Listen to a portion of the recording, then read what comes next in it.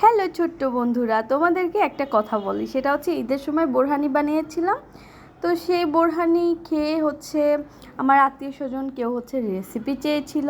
এখন সেই বোরহানির রেসিপি দিচ্ছি। এখানে পুদিনা পাতা, ধনিয়া পাতা, 3-4টা কাঁচামরিচ আমি ব্লেন্ড করব, নিয়ে নিলাম। আর এইখানে হোমমেড দই। এখন সুন্দর করে যেটা করব সেটা হচ্ছে একটু পানি দিয়ে আমি ব্লেন্ড করে নিলাম অ্যান্ড সেকে নিব বড় একটা ছাঁকনি দিয়ে, আর অবশিষ্ট অংশটাকে আমি ফেলে দিব। এরপরে কি করলাম, এখানে লেবু আছে। আমার আগেই বলেছি, এই যে টক মিষ্টি দইটা, এটা আমি আমার বাসায় এটা পেতেছিলাম। অ্যান্ড সুন্দর করে নেড়েচেড়ে মিশিয়ে নিব। আর দিয়ে দিচ্ছি গোলমরিচের গুঁড়া, অ্যান্ড দিয়ে দিচ্ছি ভাজা জিরার গুঁড়া। এখন সাথে অ্যাড করছি ধনিয়া গুঁড়া, চিনি।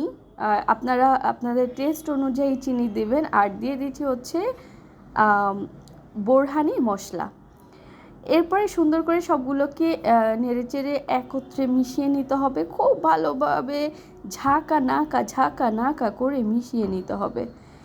অ্যান্ড দেন যেটা করতে হবে, দিতে হবে বিট লবণ। এরপরে আবার সুন্দর করে সবগুলোকে মিক্স করে নিচ্ছি আমি ভালোভাবে। এত ভালোভাবে মিক্স করতে হবে যাতে বোরহানির টেক্সচারটা ভালো হয়। এখন দিয়ে দিচ্ছি আমি 2 ফালি লেবুর রস, পাতি লেবুর রস। এখন লেবুর রসটা দেওয়ার পরে যেটা করতে হবে, আবার ঝাঁকানাকা করে একটু নেড়েচেড়ে দিতে হবে। অ্যান্ড দেন অ্যাড করছি সিক্রেট, সেটা হচ্ছে টমেটো কেচাপ বা টমেটো সস। সুন্দর করে টমেটো সসটাকে মিক্স করে আবার ঝাঁকানাকা করে নাড়াচাড়া করে মিশিয়ে নিলেই হয়ে যাবে বোরহানি। সো ছোট্ট বন্ধুরা, বাসায় বসে কেন বোরহানি বানাও, টুডলস।